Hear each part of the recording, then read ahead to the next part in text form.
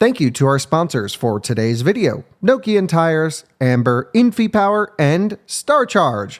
Nokian Tyres is a leader in safety and sustainability. Maximize performance and efficiency with their made-in-USA all-season tires and their dedicated Hakkapeliitta EV winter line from the inventor of the winter tire.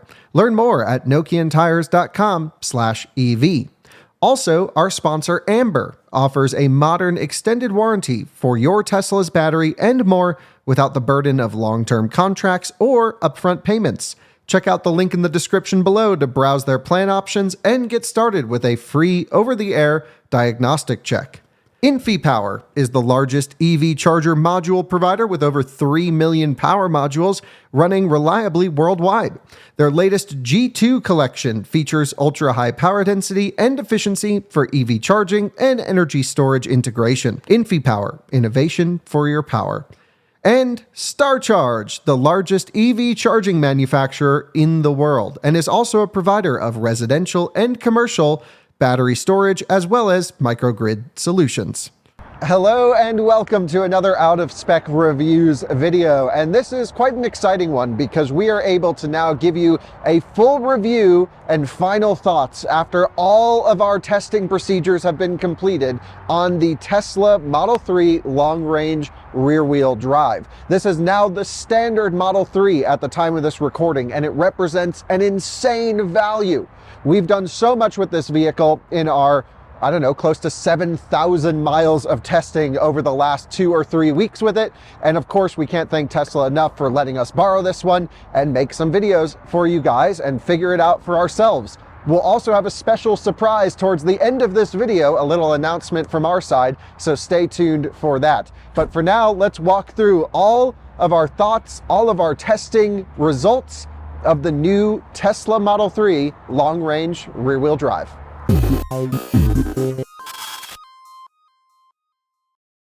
Jordan Schieffer joins me behind the camera, and Jordan, you were really the steward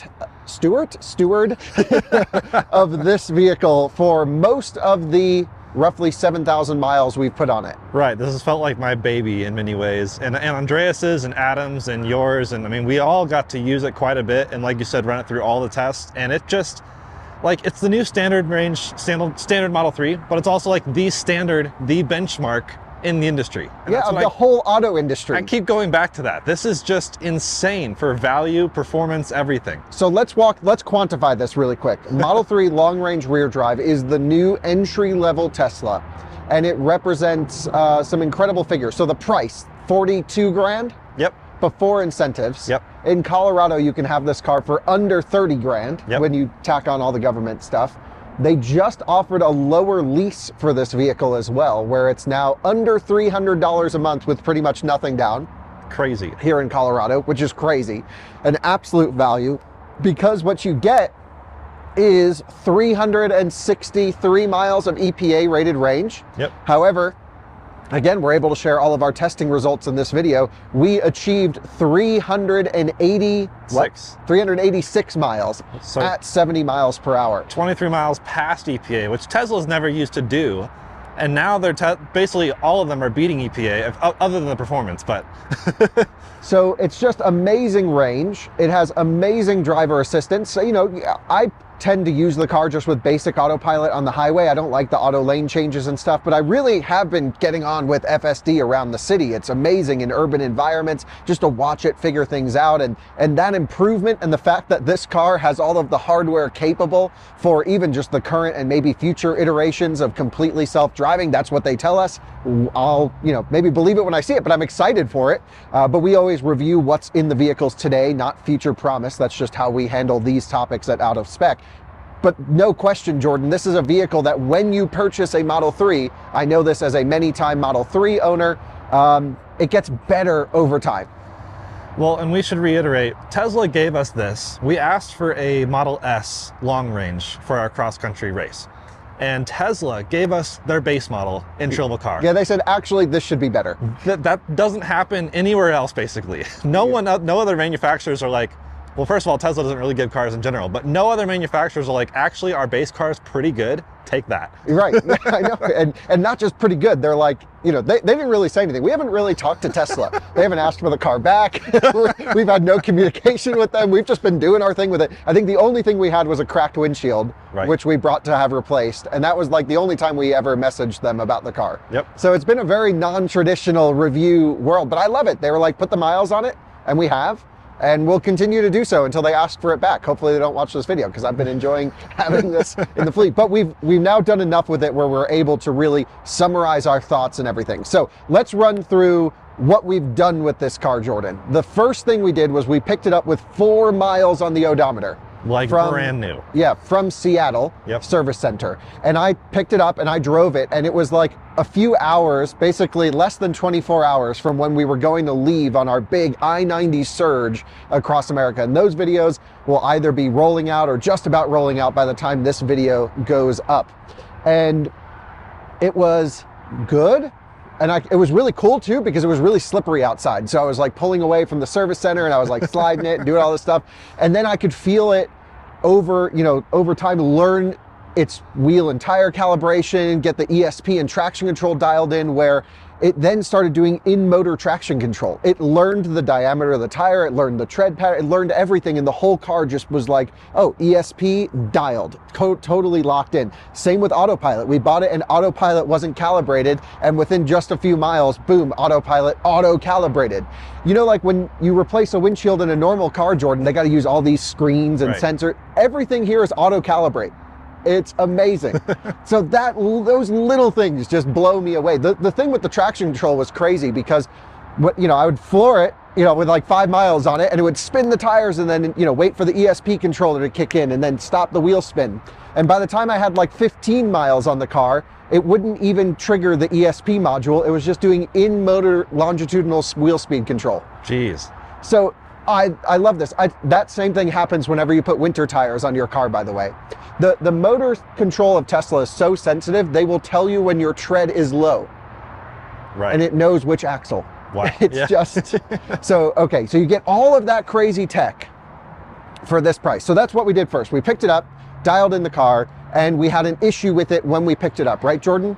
Yes, it was the steering wheel was basically slightly off center. Yeah, it was like out of alignment. So I think what happened was Tesla prepped a car or found a car and were shipping it to Seattle. Yeah. And I'm actually kind of glad this happened, but it couldn't make it there in time for when we were leaving. And then we're like, yo, we're leaving now. We need a car. And they found us this one. I think this was just a general car for sale on the lot. Yep.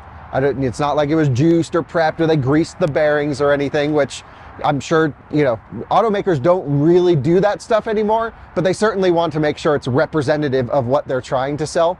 But what I really liked was this was just for sale on the lot. Last minute, they just pulled it off the inventory lot and handed it to us. Yep.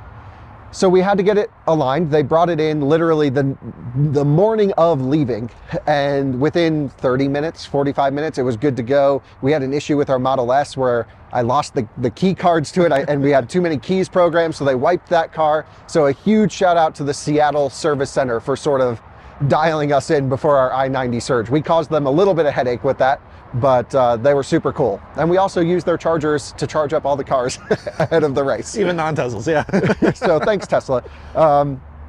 Okay, so we did that. Then you drove this car across the country. Would you like to talk a little bit about what you thought, how it felt, all of those things? Yeah, I was really excited to do that. I had Andreas and Adam on my team, both Tesla owners. Andreas notably has basically this exact car plus a front motor. So he has the all-wheel drive, dual motor version, all-motor version. And we were excited to take it out. I already knew his car was great. Like, I've experienced it quite a bit. Obviously he bought it for a reason. But when this one came out, kind of under the radar after the all-wheel drive was already released, he had already bought his. He was a little bummed not to get this one because this one's technically a little more efficient, but not much difference, like we'll talk about in our 70-mile-an-hour range test. But driving across the country, so comfortable. This car performed very well. So they have this new frequency reactive damper, frequency response damper that essentially can take the secondary road surfaces and basically eliminate those. And then with a check valve, when it needs to actually do work and hold up the car, when you get a big input, then boom, the damper can start working. So you almost get this like almost electrically adaptive damper-like solution, but through a mechanical passive system that allows for now the Model 3 to actually feel a bit compliant, a bit softer, a bit more relaxed versus especially very early versions of Model 3 back in like 2017 had this crazy stiff suspension. They handled great, but they were almost unbearable. Then they came out with a few suspension iterations over the years, but I really think they've got this thing dialed in now for the standard model. What was your impression of the ride comfort, the noise? Because I think those two things were really our main issue with the pre-refresh Model 3, which we've done so much with on this channel. I mean, you put it correctly. Dialed in is how it felt. We were comfortable. The noise, the NVH is much improved. I mean, we were doing a lot of highway speeds. You know, we set a speed cap of 85 miles an hour, and it genuinely felt so nice and comfortable, like more than what we expected for Model 3. Like this felt like when I first got in the new Model S, when that came out, the refresh, I was like, oh, this feels good. This kind of reminded me of that initial feeling where it was just like, this felt like a huge step up over previous Tesla experiences. Yeah, and I think this has a sporting edge to it that Model S just doesn't have. Yeah. Model S certainly is incredibly fast, but especially Plaid. I mean, I own one, I drive one. I much prefer the new Model 3 to the Model S personally. Yeah. This car, you know, just coming through the roundabouts around here, I'm just like, get the nose in with no weight on the front. It really turns in nice. It's got this great character. ESP never really clamps down on the fun too hard. It just kind of gets a little bit of yaw and then pulls you in. I mean, Tesla's, I keep going on about it, but their traction and stability control systems are amazing. The range is amazing. The efficiency, that's what we should talk about, Jordan. So actually, let's continue with our trip. So you drove it across the country and you smoked, we're not going to give away the results, cars that no one ever thought that this thing could smoke. Cars that cost 3-4 times as much money. Yeah, the efficiency, we may have had the highest efficiency. I'll double check the numbers, but our efficiency was off the charts. I mean, it was 4 point something, or high threes maybe, but like with 80 plus mile an hour speeds, that's pretty crazy. I mean, you were in the i7 just chugging electrons. I had the worst efficiency. Sorry to the electrical grid. And we were just sipping things. And, you know, we had a lot of V2 superchargers that we had to stop at because this was I-90, not a hugely optimized charging route. For Tesla superchargers. Yes, for Tesla superchargers. And that didn't set us back too badly because we can just go further on less juice. So that was the big takeaway. I mean, testing Andreas's car even before the surge was just, wow. New Model 3, Highland is really getting it. And I did test drive the LFP one before the surge as well, because that was the standard rear wheel drive before this came out. And that was also amazing, but like, this is a little faster. They juiced the motor a bit more. Yeah, this actually has proper power. Like this doesn't feel underpowered. The Model 3 LFP always just felt like, oh, just a little bit more. But what the cool thing is with this, when you floor it, you're always kind of at that rear limit traction. It's perfectly powered. This just feels like a new 3 Series, and I just like love it.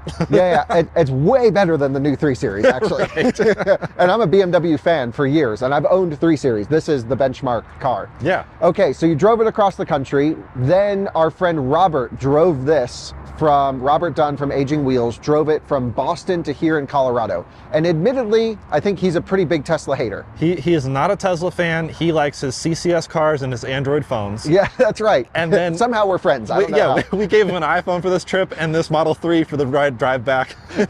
And he showed it to my house late one night when he got here, and he was like, dude, I kind of like it. Like How could a lot. You not? Like it was hard to take him out of it. Right, and you know, that's someone who, you know, especially when it comes to Tesla reviews, you'll see it in the comments and stuff. A lot of people just would never consider this car for one reason or another. Either Tesla or the CEO of the company has pissed them off. But if you just evaluate the car, which is what we try to do on this channel, we don't take in outside influence, no political, all this bullshit. We don't do any of that. If you just look at the car, it really is, and we'll build up a picture of this more. There really is nothing like this on sale today. It is the default choice of a vehicle. Right. And the fact that even Robert, who is admittedly not a Tesla fan, not anything like that, I wonder if he filmed a video on his drive out. Do you know if he did? I think he did some filming, but he wasn't sure on whether. Maybe we could do a podcast or something and put that together, because I'd love people to see what he thought. I know he stopped at some CCS stations. This vehicle actually supports charging at Tesla NACS, CHAdeMO through an adapter, and CCS charging. It charges on everything, which is sort of the magic solution here. And I'm just so glad that he was able to like at least experience one of these on a trip like that. Right, and he even experienced, you know, FSD. So they couldn't get FSD pushed to the car in time for the surge, but right after the surge is when this car got it. And so he was able to experience that. We've all been living with FSD with this car, which of course with the in-city, in-town software stack is phenomenal. Yeah, whatever 12.5.4 that we're on right now. Yeah. But 12.5.6 then merges the highway thing. That's what I have on my Cybertruck. Right. We do like these maybe bi-yearly FSD updates on this channel. And just because there's some amazing outlets out there that are already, you know, you've got Chuck, you've got Dirty Tesla, you've got, you know, a bunch of others out there that are doing amazing FSD updates for you. And it's not our space. I'm interested in it. I play around with it, but also like, we'll just do occasional updates. I've been using it on this and it's so good. Yeah, it really is. And that's what Robert experienced as well. So he handed the car back reluctantly. Then he got in the VIN fast for a little bit, so that was hilarious. And we should probably do a video on that too. But yeah. Then, we started the actual testing with this car after it had already been modeled up a bit. That's when we did range test, charging test, 10% challenge, just to see how it does in comparison with everything else. Because our impression already was this is the benchmark, but now we have like literally all the stats to hold up for that, except maybe charging. So that's the big thing. We'll get into like pros and cons maybe at the end of this video, but clearly the number one issue with Model 3 is the charging performance. You guys will see in the Surge video, this vehicle did really well because it was able to leverage the crazy efficiency that it has. And it certainly does. And also a real big advantage that you had, Jordan, driving this across the country was having superchargers right off the highway. Because as always with our big cross-country races, things did come down to minutes, which is crazy over, you know, this was a 3,000 plus mile trip and we're talking minutes between cars. But there's totally different ways that people made it from A to B. And you certainly had maybe not the charging performance of Ioniq 6 or Taycan or Lucid or something like that, but you had the station locations and you had the efficiency. So the charging performance, we've already mentioned our 70 mile per hour highway range test results, far surpassing EPA. We actually did 2 of them, Jordan. We did the first one with pretty good conditions, but not, you know, either way, they're within the region. We got 384. Oh yeah, 384 miles. Then we ran it the next day and got 386. So 2 mile difference. with pretty different conditions actually. So I'm pretty pleased to see our range test results being that repeatable within 1%, which is really exciting for me as someone who's like always curious. Okay, we're always obsessing over conditions and we always will, but at least, okay, we're in the region. When we post a number, it's pretty repeatable. So then, you know, after that, I did the 10% challenge, and the 10% road trip simulation challenge indicates how well a vehicle can go on a road trip. And it's essentially where you arrive to a charging station at 10% state of charge, you charge for exactly 15 minutes, and then you go on an out and back loop at 80 miles per hour. And we run every electric car in this test. And, you know, we've had some really long range cars do really bad in this test. And it's all about what happens when you exhaust your battery's range and you're just charger hopping, because that's when you're in the groove of EV road tripping. How far can you go on a 15-minute charge? What is your miles of added range per minute of charging? That's what really matters when it comes to charging and efficiency. So I love our 10% challenge. And this did really well, Jordan. You know, we consider typically any EV that does less than 75 miles to not be a good road tripping EV. For example, BZ4X was in the 40 mile range. We're about to retest another one that has some updated charging, so hopefully it does better, but that was like 44 miles, 42 miles. E-trons are like high 70s. Rivians are like 70, 80 miles. So 75 miles is like, okay, it's acceptable. 100 miles in this test is a great road tripping EV. That's when we get into the big boys. And this did 130 miles in our test. So that's effectively 2 hours, give or take, of driving after 15 minutes of charging. Now, I do have to also point out the Ioniq 6, which we actually just gave back to Hyundai, but we had that car for a long time. That beat this in the 10% challenge. And they both had strengths and weaknesses. So the Ioniq 6 has that crazy good eGMP charging performance, 240 kilowatt peak, which is less than the 250 of this, but it can hold it deep into the pack. And it's actually less efficient than this car, which is surprising because the Ioniq 6 is one of the most efficient vehicles in the EPA tests. This is not technically on the EPA website yet for some reason. It's got to get added. But if it does, it probably still won't be rated at the most efficient car because we keep surpassing the EPA results that Tesla claims, unless they up the EPA numbers and they're just being conservative. We'll see. But Ioniq 6 did 140 something miles, basically 142, I think. It did 12 miles farther than this. However, what we've noticed in our I-90 Surge is some of that difference is made up with charging locations off the highway and repeatability and reliability. And Tesla supercharging network, which this vehicle interfaces natively with, is sort of the make or break on a trip. And I mean, we're talking handshake times as well. We of course count that in our 10% challenge. Just 6-second handshakes. Yeah, that helped us 40-second handshakes. Quite a bit. So, you know, this is a vehicle that, even though it's the standard car, most people are probably just going to charge it at home and drive around town. If you are going to go on a trip, you're right up there with the big boys. Ioniq 6, yeah, a little bit better on paper, but in the real world, it probably washes out. And, you know, no question, this is a great road tripping car. People are going to absolutely love that. And just having the reliability and availability of the supercharger network's great. Now you might be saying Ioniq 6 will be able to charge on NACS and all that stuff, but it will only do about half of its maximum charging performance on NACS as it will versus a high voltage charger. Now that's on Tesla to build high voltage charging infrastructure. Right. So Tesla, if you're watching, we cannot get version 4 cabinets soon enough. Crazy that it's taken this long, but that's a whole nother topic. They keep saying coming soon, but they do say that a lot, so. Yeah, they just need to build it. Okay, so the 10% challenge was done really well because of its crazy efficiency, even at high speed, and its lackluster charging performance. I think it's no secret that the Panasonic pack in this vehicle, we've been able to extract 80 kilowatt hours out of it. Andreas's car, we get 79 out of it, but it has a little bit more mileage. But in that region, high 79, low 80 kilowatt hour usable. It's a relatively big battery pack for a small car, especially when you consider the new ID Buzz only has 6 more kilowatt hours than this. And like 6 times the car. It's huge. So, you know, Tesla did put a juicy battery in this one. I think that almost makes the charging performance a bit more disappointing, Jordan, because you get a peak of 250 kilowatts, but by the time you're at 30%, or even before that, you know, into the high teens, it's coming down. Yeah. And you're doing about 110, 120 kilowatts at 50%. We'll have a whole video coming out evaluating the charging performance of this vehicle that's actually going to go up before this review. But that's the one thing that I'm like, come on, it shouldn't be, you know, 10 to 80 shouldn't take so long, and especially going from 0 to 100 taking over an hour, that's pretty rough. Yeah, if this had a 10 to 80 in like 20 minutes, I mean, that would be fantastic, and that would improve it even more in the 10% challenge and other things. But yeah, the curve is just not the beefy under the curve numbers that we see from EGMP and other cars like that. So.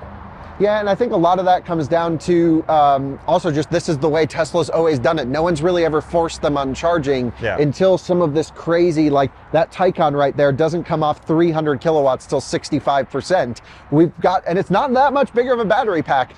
Yes, it's an expensive car, right? But you know, Tesla should be really upping their charging performance. And I'm not really seeing much improvement from 2017 when Model 3 came out. The car's improved in efficiency, it's improved probably in cost and quality, but the charging really isn't much better than my Model 3. Which is kind of surprising. They've improved so many other things that were already good. I mean, the software, the hardware was good in old Model 3, and this one's just blown that away even. But yeah, charging, I don't know. They're riding their own coattails. Well, it kind of bothers me a bit because you and I care about fast traveling in an electric car. And I think a lot of our viewers do as well. And yeah, certainly we focus on it most of the time, but that's just because any electric car is perfect for city use. Why do we need to compare them to get around town? You know, where the real differences come is when you go out on a trip. And if you don't ever go out on a trip, you can buy that B-Class electric right there. I paid $3 grand for mine and it'll do your daily chores. And it's powered by a Tesla drivetrain. So, you know, that's all. You could get that.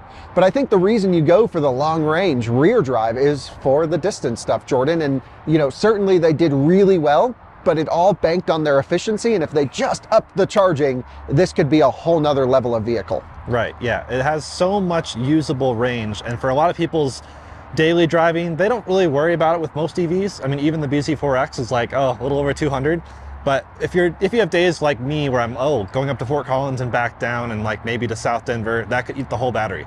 Whereas with this, I don't ever even think about it. I don't even think about charging to full because why would I need to? I get over 4 miles per kilowatt hour literally everywhere. In fact, around town, this is often doing 5 miles per kilowatt hour. Or even above. I've gotten this thing on like 180 watt hour per mile. Oh my gosh. You know, 5 point something mile per kilowatt hour driving around town, just to like kind of see what I can eke out of it.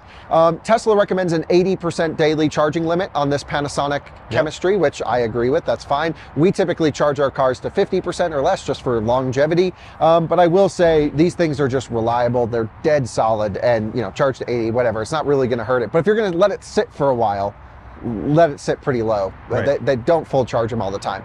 Okay, so that's, we got the car back out here from Robert. We ran it in the range tests, both of them. We did the 10% challenge. We did the charging test, which means we've now fully tested this vehicle. The only thing really left to do, Jordan, is the hogback test with it, but we're waiting for 12.56. Yeah.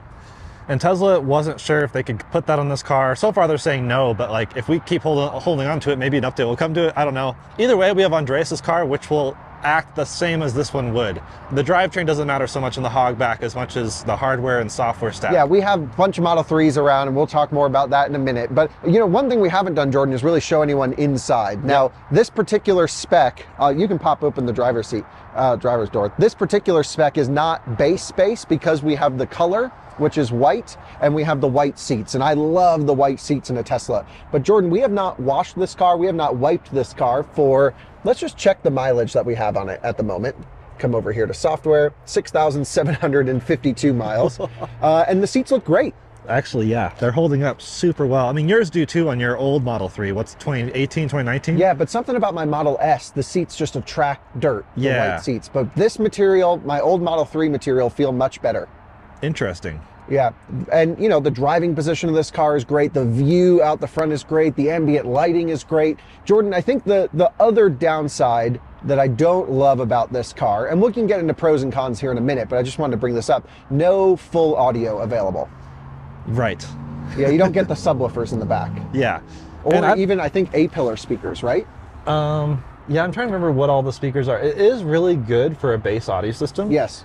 And I don't feel like it's lacking much, especially in the front, but you do miss some of the rear speakers in the back as well as the rear subs, which do help add some lower oomph. They're not my favorite though. I mean, honestly. even this bass system's better than like the top Meridian in an EV6. Right. By a long shot. Yeah. So I'd be curious, you know, someone who got something like this where it has the bass audio, what sort of aftermarket situation exists for like a sub in the sub trunk. I think that'd be really interesting because it's really, the clarity of the highs is so nice. It's just lacking some of the lower oomph. Yeah, and I don't like that it comes from the doors. Yeah. I don't know why, but I like to have a subwoofer that comes from the chassis, comes like a ported sub that goes through the whole thing. Like Cybertruck goes through literally the frame of the truck, and it sounds incredible.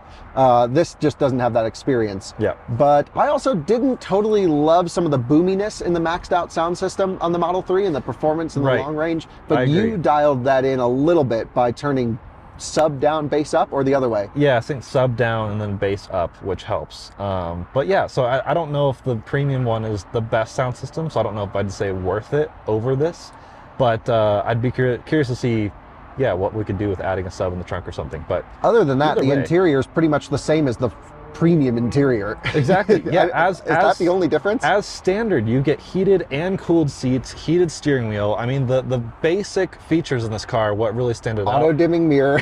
Auto dimming mirror is the one we keep bringing up because the Ioniq 6 cost $2,000 more than this car and didn't have an auto dimming mirror. Yeah, that had a manual dimming mirror, no ventilated seats, well, it has a heated steering wheel, I guess, but yes. Yeah. No, it doesn't. No, it was just heated seats. The base EV6 does. Right. Okay. But 2 wireless phone chargers. Yeah. Phone heaters in this case. They really need to pump some cool air into that these would things. be next level. That's what Porsche does. Yeah. No one else does it really. ID Buzz. Oh, really? I just heard I read a comment that someone thought it pumped fresh air into the wireless phone charger. Okay, well, that'd be nice. Yeah. So if Volkswagen can do it, Tesla surely can. Come on. Yeah. But you guys have really I don't know, the white interior is much nicer than I originally expected. Phenomenal. It to be. Needs a dark headliner. Yeah, that would be nice. Yeah, so if Tesla's watching this, please just white interior, dark headliner, just dark headliner and everything. And I like the material of the black interior on the door more than this, but otherwise I don't like this. It's kind of like that. I don't like that. You don't like that? Oh. No, I would swap this out for something else. Okay. But like the car is perfect. It's the right size. It's got the right efficiency. I don't think anyone can really argue that the Model 3 is a bad car. No. Amazing software. I know some people do wish there was some sort of driver's display, but I think you get used to it really quickly. And a lot of the main problems that people have, Jordan, like the stock list design, which I think is a real miss, to be honest. People will say, okay, this is better. I don't agree. None of my friends agree. Do you agree? What do you think? I've gotten so used to these turn signals. In fact, I've gotten to the point where I actually prefer these over the stock. Holy smokes. But not for the gear selector. Yeah, I agree. The gear selector is the bigger issue than the turn signals. When I'm on a race across the country, trying to get into a charger or race to Vegas or something. You want to get in and boom, The most annoying thing is this little stupid... No, thankfully you do have the override up here, but like you got to like wake the thing up to get them to light up.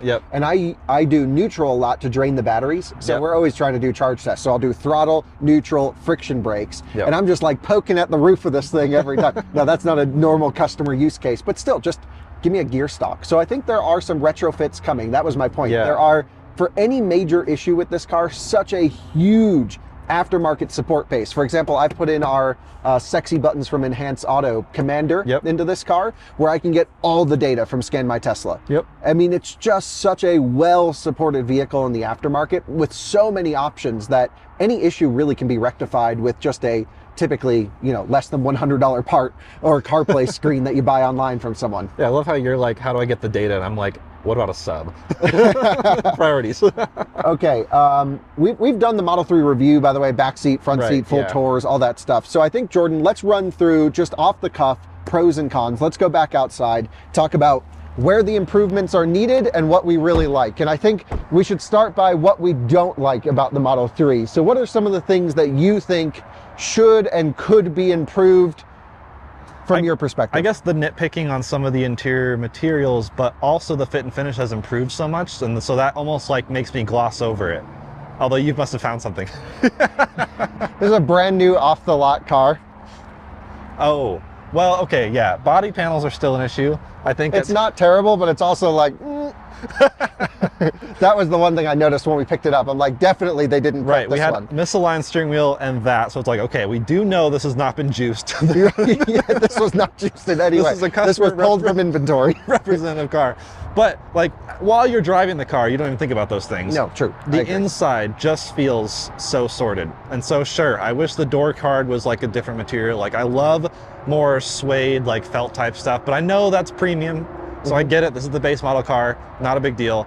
I also don't necessarily love the look of the front bumper, like without the performance. The vents and stuff. Vent canard. That's why you get some of the best efficiency though. It so is. Most of the efficiency of a car comes from its aerodynamic profile, the coefficient of drag, but you always have to multiply that times the frontal area, so CDA, and this has a very small frontal area. I mean, this is way the heck down here, dude. This is as kind of as sculpted, as narrow as you could get it to still look reasonably nice. And I think it looks great, actually. But I agree, the performance looks better. So but I have very few, I guess, cons with this car. Like you said, charging would be nice for us, I'd say, fast road tripping enthusiasts, because like you said, most people charging at home, they wouldn't even care or notice. And by the way, it does have a 48 amp onboard charger. A lot of people were thinking because it's base model, they would only do the 32 amp. It does have a 48 amp, 11.5 kilowatt onboard charger, which is great. Especially with a battery this size. But the DC charging performance, the 250 kilowatt peak is great. Just hold it. Just let us boogie. And people will say degradation, Tesla's the best with thermal management, blah, blah, blah. That's the comments, because I don't really buy that, actually. Because if I look at what Porsche is doing, if we look at what Hyundai and Kia are doing, these are vehicles with, honestly, those are pouch or prismatic cells in those cases, so a different cell chemistry than the cylindrical cells that are in this particular one. So they have pretty thick anodes on there and a little bit more expensive, higher temperature capable chemistries, but they're all NMC. Tesla could, if they really focused on it, make these cars charge better. And the point I'm bringing up is both high-use Taycans and high-use Ioniq 5s and EV6s that have been DC charged to hundreds of thousands of miles are showing very little degradation, when in fact we've actually seen quite high degradation on certain Teslas, actually including my Cybertruck is showing more degradation than I would have expected. Interesting. And I mean, we've used it, but it's not like charging at 250 kilowatts on a Cybertruck is a very low C rate compared to this vehicle. So that's true. I got to do some testing before I totally make that claim. But what I'm saying is, DC charging, yes, does impact cell performance. Jason Fenske just did a great video on this, laying out a lot of the things we think about. Lithium plating, dendrite formations, all of these things. I just think and know Tesla, if they focused on it, if they made it a priority, would focus on charging performance. And the only way they'll know to make it a priority really is by us and you guys trying to push them to do better. And so I think that's the main negative. But Jordan, can you think of anything else? I mean, you really put thousands of miles on this car. I could say I wish it had more regen off throttle or adjustable regen settings, but the one pedal driving is amazing. Anything you could think of there? Yeah, I could agree with the regen thing. And I guess just spec of the car, like Tesla and others do, I guess, lay to this where it's, you can't spec it quite how you want. Like for the enthusiasts who want the longest range spec, a lot of times with EVs, that is the base model. But then what if they want the longest range, but then also some premium features? So offering a more premium interior or the premium sound system along with only having rear wheel drive would be cool, but Tesla's known for having a very, very basic configurator. But I think they kind of come with everything. I mean, this comes with the glass roof, heated and cooled seats, the best software in the business. And so I kind of think the content for this vehicle for the price is off the charts, Jordan. Oh, I still agree with that. But I know there are people that just wish there were more customization. And so I guess I wish I could choose a few things here and there. But honestly, nothing's a deal breaker. Yeah, I agree. This car just rocks as it is. So then let's talk about the big highlights. What do we love about the Model 3? And I'll go first with the efficiency of this car. It just sips juice. Lucid's over here always talking about preaching efficiency. That's great. They build a huge car. It is very efficient. At least according to the 70-mile-per-hour test, this appears to be more efficient, but it's a much smaller car. So that, you know, by this car being efficient doesn't mean Lucid's not efficient. That I've seen some people be like, "Oh, Kyle, how could you say the Model 3 is efficient when Lucid?" It's like, okay, this is the least consuming vehicle we've ever tested. In terms of efficiency. Lucid is the least consuming luxury sedan we've ever tested. But we also have the all-wheel drive big battery Lucid. So if we get a rear drive Pure, which I know they're working on sending to us, I would love to run this and that side by side, same conditions. Both honestly on a mixed city loop test and a highway test. So yeah, efficiency is amazing. I mean, everything else we already talked about, the software, the sound system, the phone app, and the phone is a key, sharing your car with other people. That's is like mega. Underrated. I think a lot of people are comparing car to car, which makes sense, but like, I think the phone and, you know, other things like that make the ownership. The cloud ecosystem. I love the fact that I can link this up with Teslafy or, you know, Teslab or one of these other ones. I use Teslafy personally. That lets me log every single drive of the car, every single charging session, the degradation performance, the software updates. It alerts me when another car gets an update so I can start poking mine to see when it'll get it. It's quite exciting. And I do have a referral link in the bottom of this video, but it's not for that. I just love that there's so much aftermarket support to log everything in the ecosystem around Tesla. I love service mode in here where they let you see all of the nerdy details and you can do some self-diagnosis on your vehicles. And also, Jordan, I have to say, a very clear differentiator between this and the competition is the ability to have dog mode, which keeps the climate on, shows a message on the screen, and then allows you to remotely monitor the interior camera from your phone. That's incredible. Why is this so hard for everyone else to do properly? Including the ID Buzz you just drove, which I would have expected to be the first thing to have camp mode because the old Volkswagen campers were famous for it. So this has dog mode, camp mode, and keep climate mode. And Volkswagen can't even put one in their van. Which is literally built for that kind of stuff.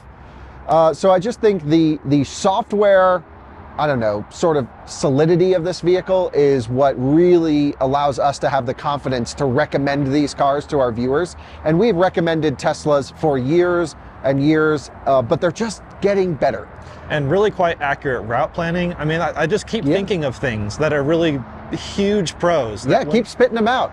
Because there's other cars we drive that we love. We love the dynamics like of the Taycan, obviously. But then like that's lacking some of the phone and software and things. Absolutely. And so it just, there's just so many little things that add up to what is now the benchmark. The chassis performance of this vehicle, the fact that you can take this and do a track day, no problem. Just upgrade the brakes, that's it.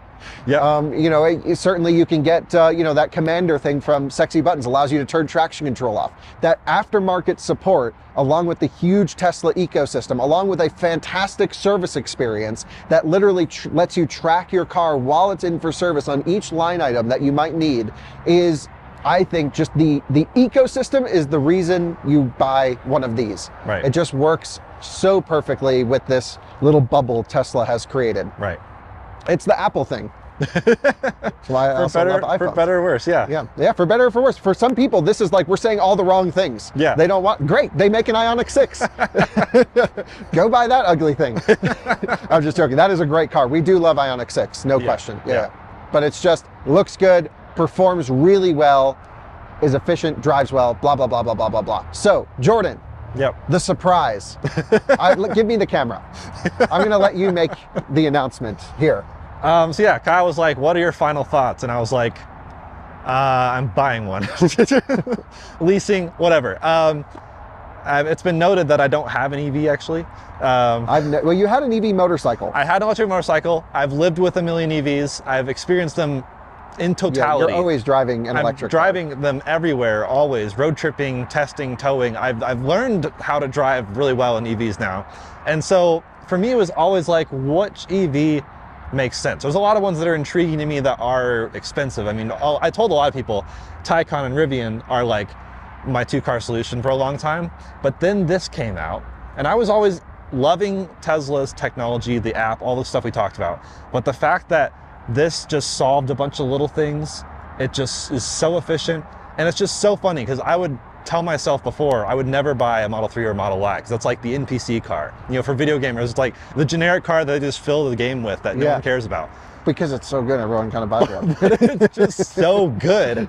And I don't know, there's probably comments that are going to disagree, and I'm really curious to talk to those people because I do find myself a lot of times, Kyle, like on a flight, someone next to me sees me editing and they're like, oh, you work with cars? And I'm like, yeah, electric cars. And they're like, oh, tell me what car to buy. They list all their criteria. I'm like, oh, you're a perfect person for a Model Y. And they're like, I hate Elon. It's like, well, okay, that's fine. We have other options, but there's just so many things this does perfectly. And I just feel like it's so much more car. Sure, we just did a video on the EV6 lease down the street for dirt cheap at our friends at Fort Collins Way less Kia. expensive than you're making me get the company lease of the Model 3, by the way. But this just feels like so much more car to me in so many ways that I care about.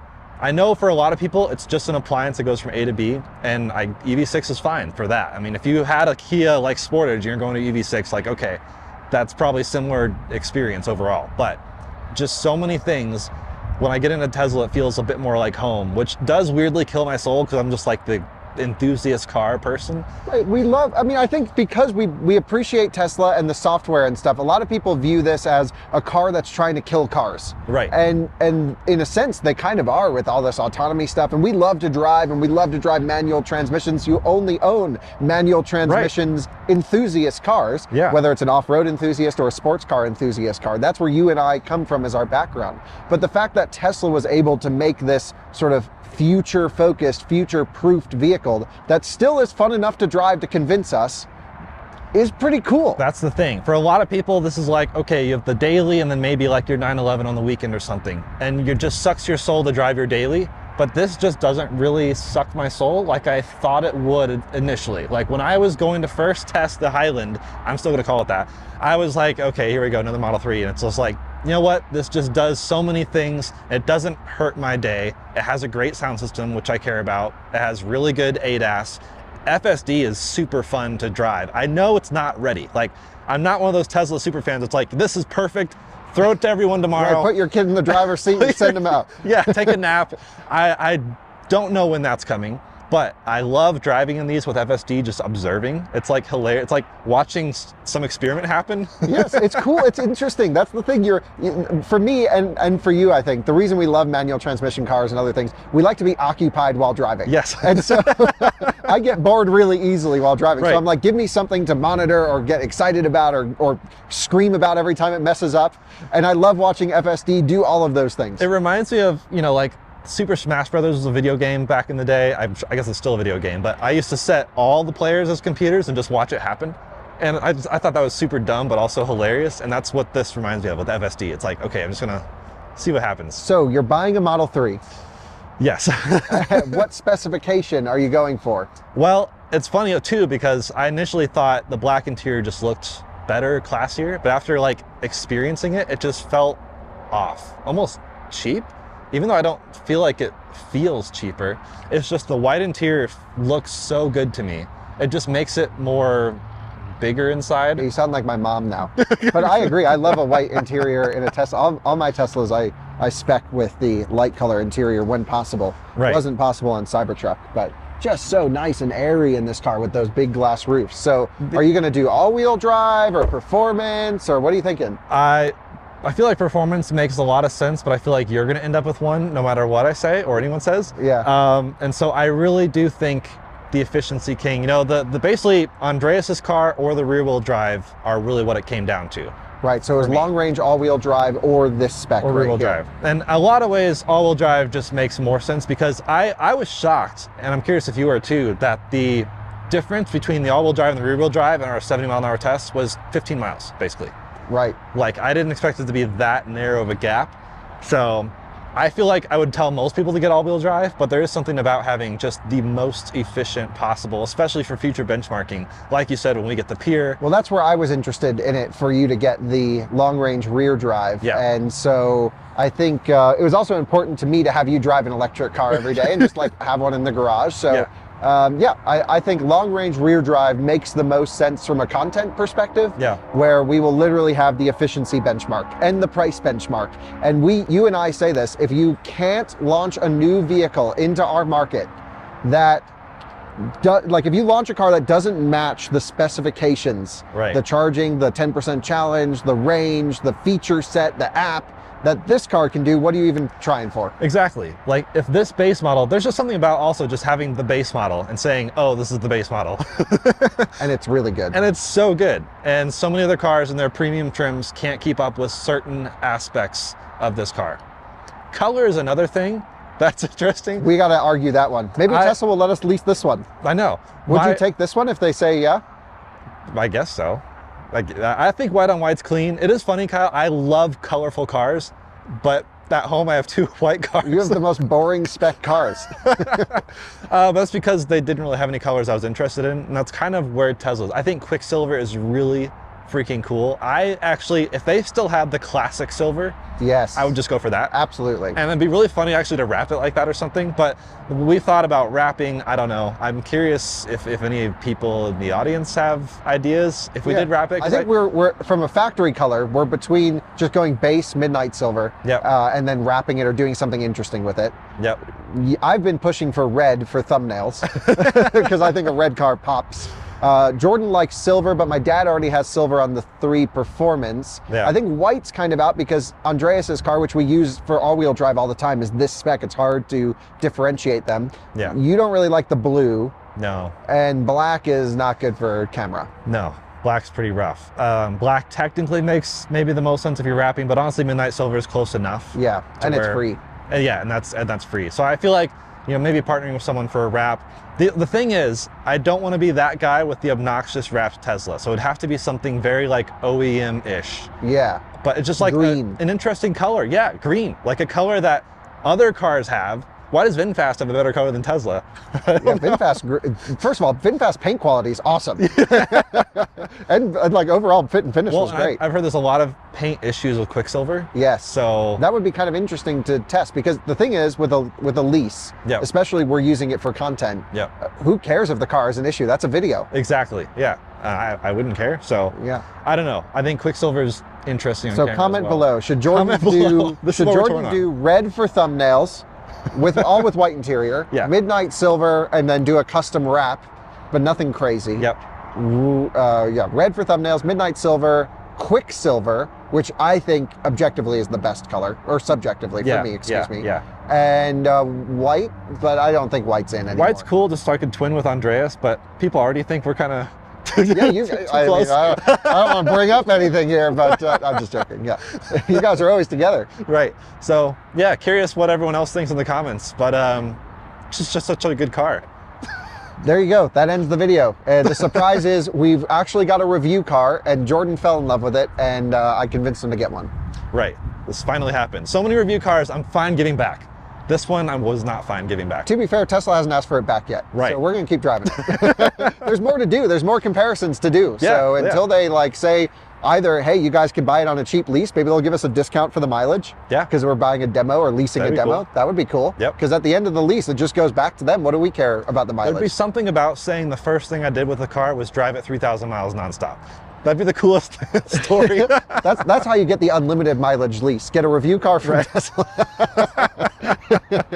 Right, exactly. Anyway, I don't think they'll do that, but I think we'll just go and go online and spec one out, Yep. and there you go. So that's the review. It's so good, we can almost find no faults beyond the charging performance, and Tesla built themselves one hell of a base car. Yeah, so color ideas down below, but also your thoughts on faults or not, pros and cons. I'm curious what everyone thinks. Everyone has an opinion on Tesla, which I think is really intriguing, and I love debating. So see you in the comments, I guess.